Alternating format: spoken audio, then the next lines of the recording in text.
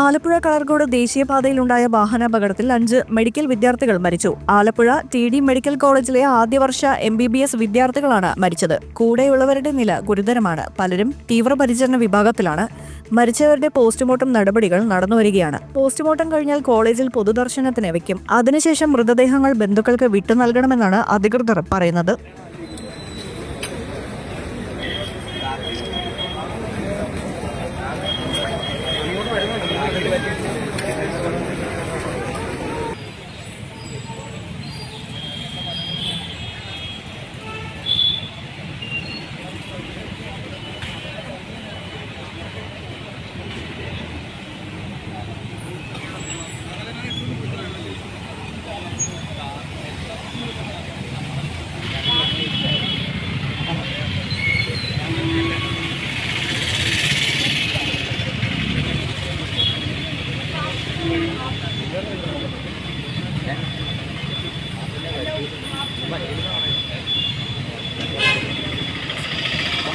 Dong.